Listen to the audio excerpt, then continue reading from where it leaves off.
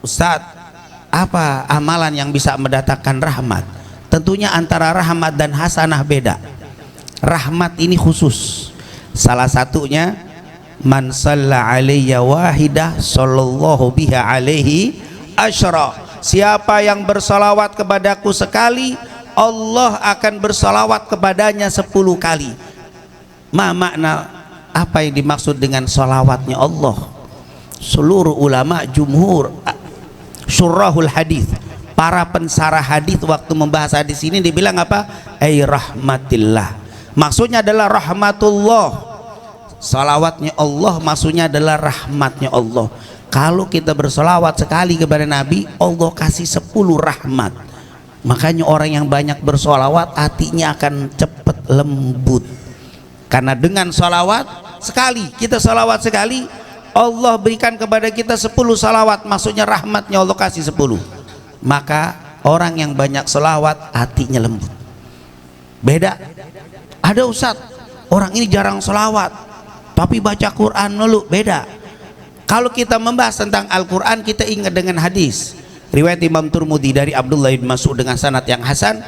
Apa kata Abdullah bin Mas'ud? Rasulullah bersabda, man qara'a harfan min kitabillah falahu hasanah wal hasanatu bi asyri amsalha la aqulu alif lam mim harf walakin alif harf lam harf mim harf alif lam mim 30. Hasanah bukannya rahmat, hasanah kebaikan, tapi untuk melembutkan hati bukan. Melembutkan hati salawat kepada Rasul. Assalamualaikum warahmatullahi wabarakatuh. Alhamdulillah wassalatu wassalam ala Rasulillah wa ala alihi wa man walah. Rabbi syrah li sadri wa yassir li amri wahlul 'uqdatam bil lisani yafqahu qawli. Subhanaka la ilma lana illa ma 'allamtana innaka antal alimul hakim. Amma ba'd.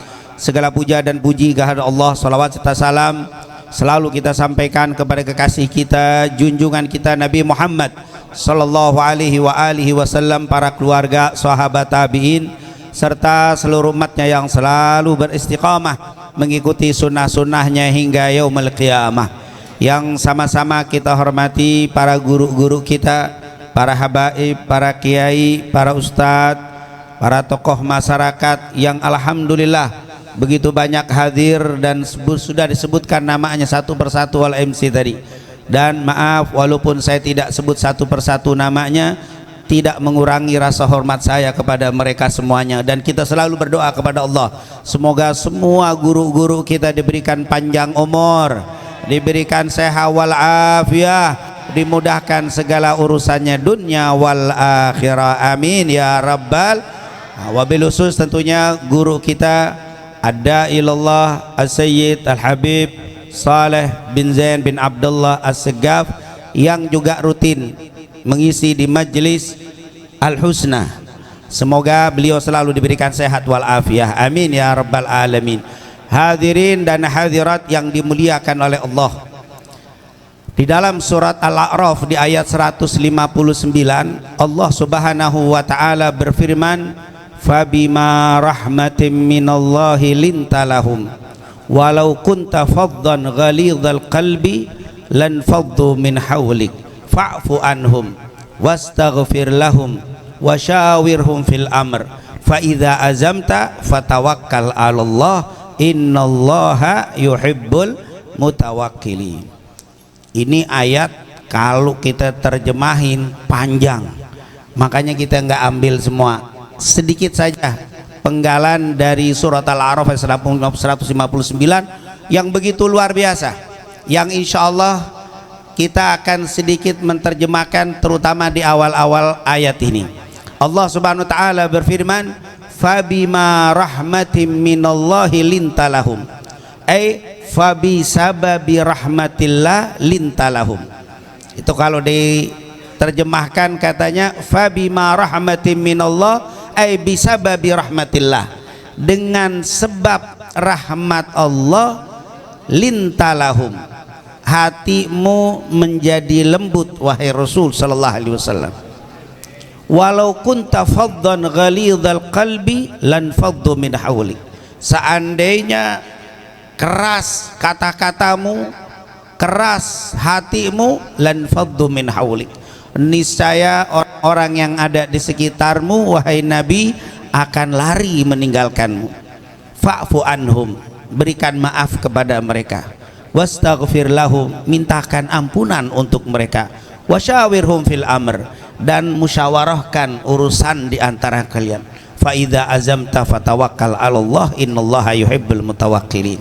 Hadirin dan hadirat yang dimuliakan oleh Allah Subhanahu wa taala, dari ayat ini luar biasa.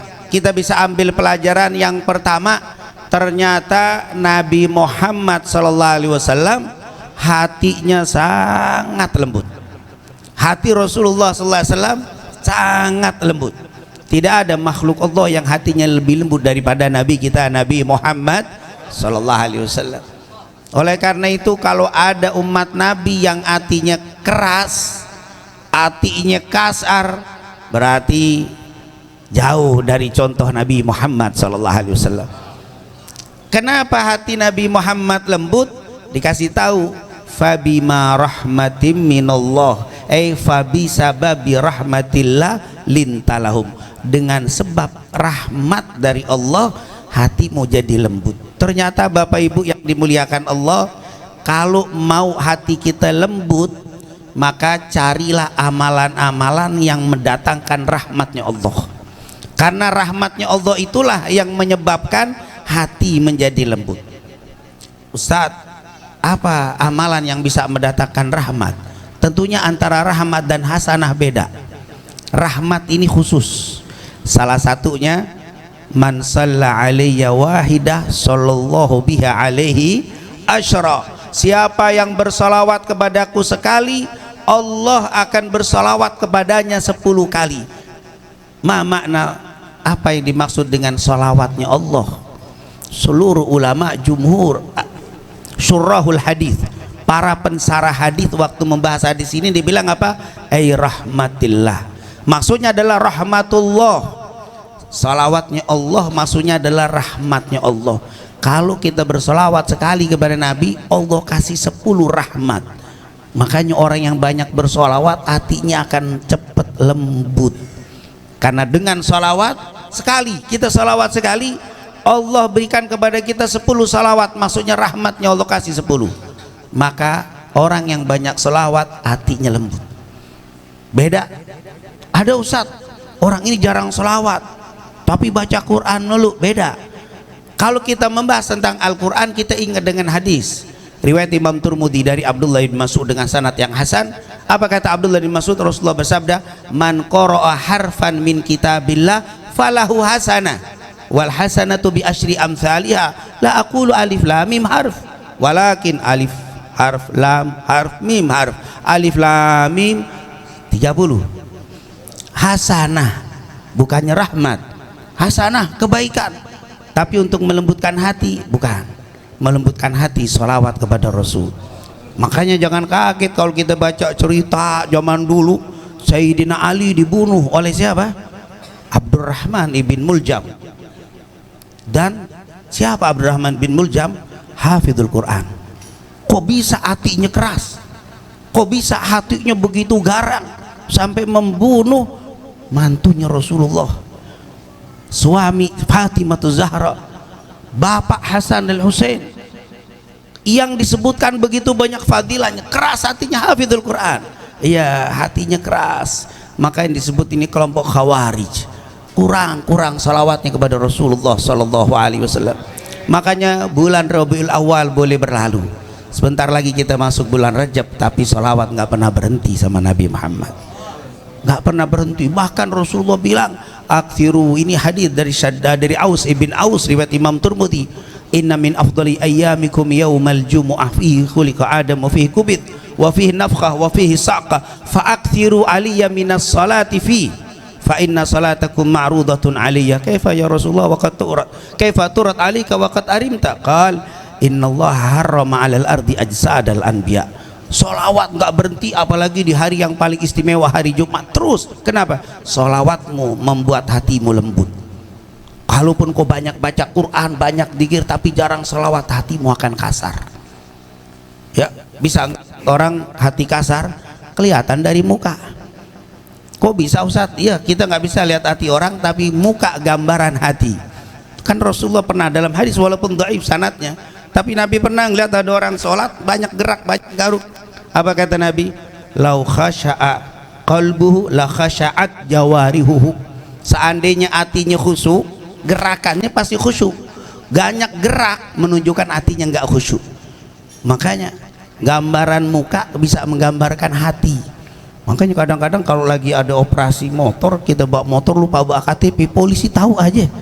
Kemarin lengkap KTP semua dibawa, kagak di stopin. Bukan kasyaf dia, lihat dari mukanya ketakutan nih, hatinya pasti ada yang salah nih kan. Jadi bukannya kasyaf, kelihatan muka itu gambaran.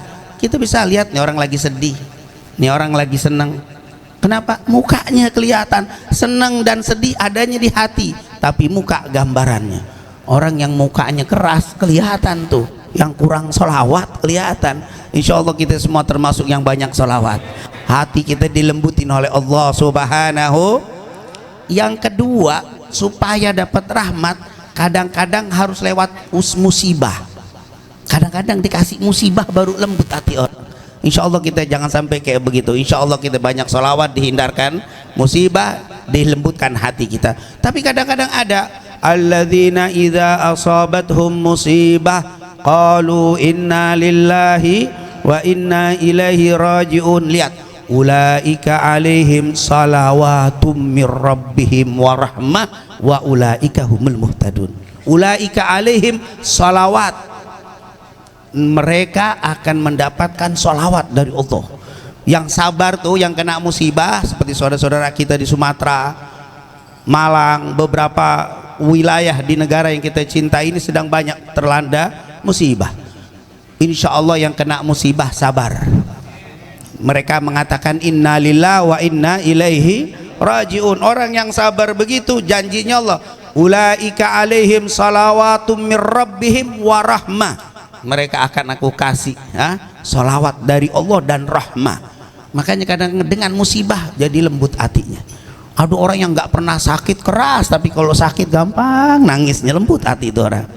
Tadinya wah songong banget, tapi ketika kena musibah ampun dia baru dia apa? Bisa lembut. Jadi kelembutan itu diperlukan. Tapi ada yang dikasih kelembutan tanpa musibah, tapi ada yang dikasih kelembutan dengan musibah. Insya Allah kita dikasih kelembutan dengan bersalawat sama Nabi Muhammad sallallahu alaihi wasallam, dan dengan kita bersolawat banyak hati kita lembut. Kalau sudah hati lembut, orang demen aja dekat sama kita. Yang punya istri tambah cinta sama suaminya, yang punya suami tambah cinta pasangan. Kenapa? Kelembutan ada. Kan Rasulullah sering bilang tuh, tidak ada satu tempat kecuali di situ ada arif, kelemah lembutan, illa zana, menjadi indah. Tapi kalau nuzik, tapi kalau diangkat kelembutan, syana, menjadi nggak enak, kelembutan. Majelisnya Rasulullah penuh dengan kelembutan, luar biasa. Insya Allah hati kita semua dilembutin sama Allah dengan kita terus bersalawat sama Nabi Muhammad. Walau kunta faddan ghalidhal qalbi, tapi kalau kamu tidak lembut, hatimu kasar, lisanmu kasar, lan faddu min haulik, ini saya akan kabur orang darimu.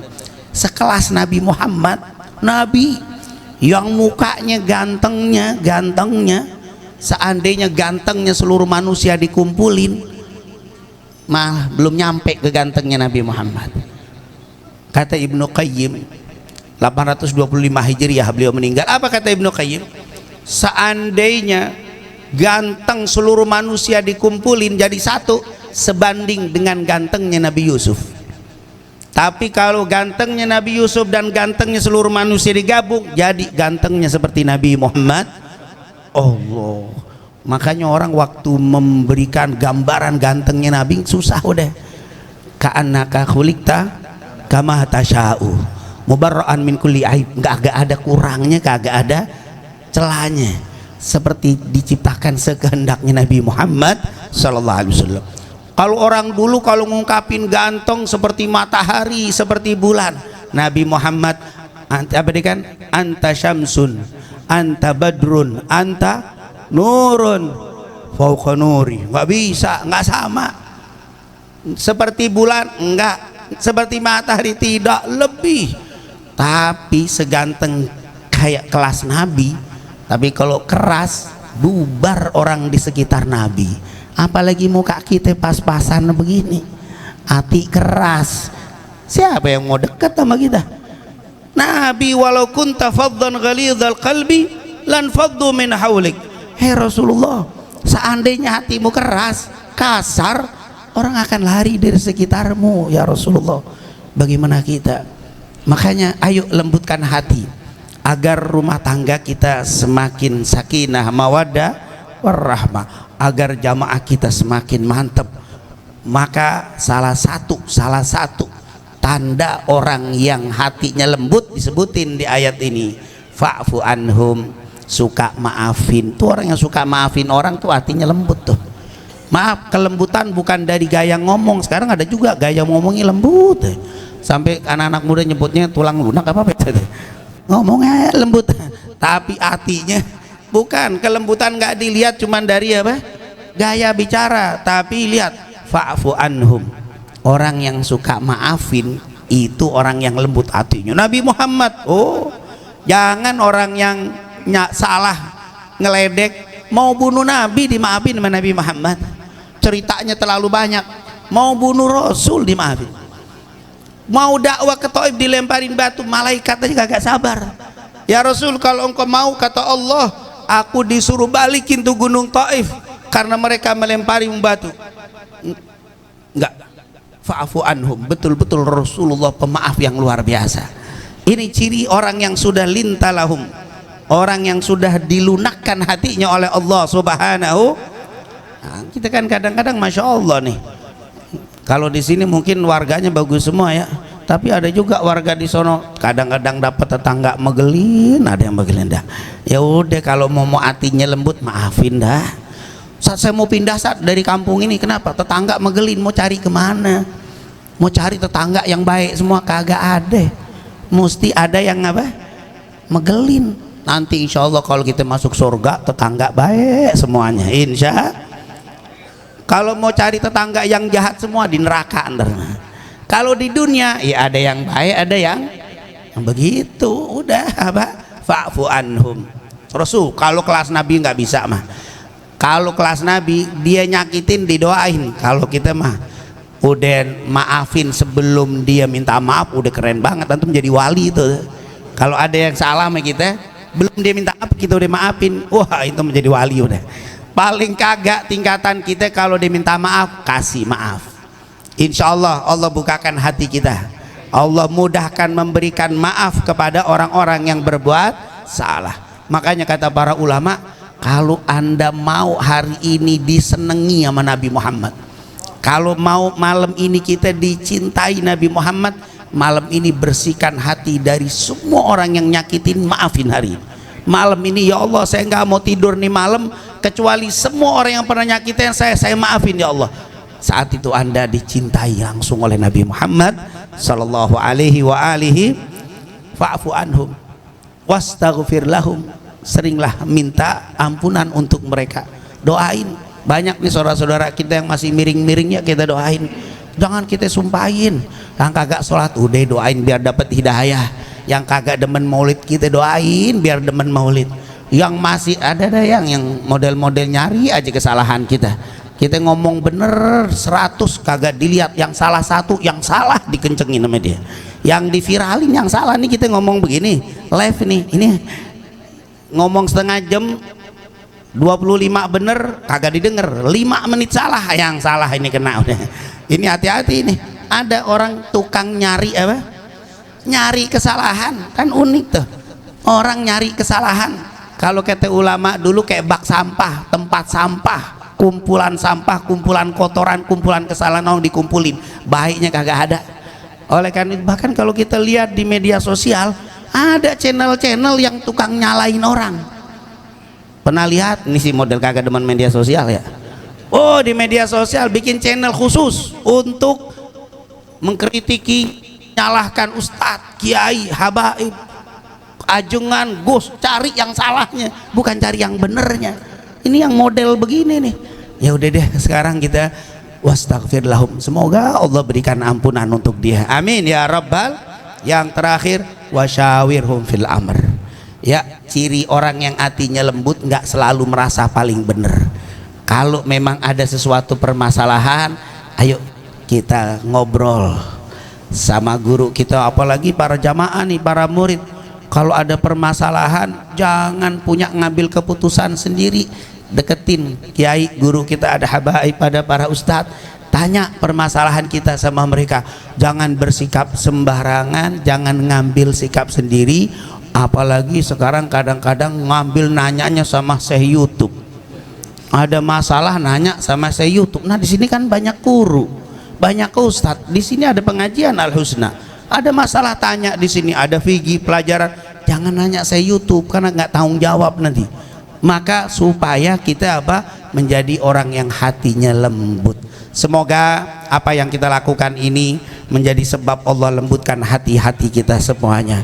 Dan semoga Allah jadikan kita orang yang selalu berusaha untuk bisa mencontoh Nabi Muhammad, selalu mencintai Nabi Muhammad, sehingga dihidupkan oleh Allah di dunia ini dalam rangka mengikuti jejak langkah Nabi Muhammad, dan meninggalkan dalam ajaran Nabi Muhammad. Di yaumil qiyamah nanti dikumpulkan oleh Allah bersama Nabi Muhammad di sorganya Al-Firdaus, amin ya rabbal alamin. Lebih kurangnya saya mohon maaf. Assalamualaikum warahmatullahi wabarakatuh.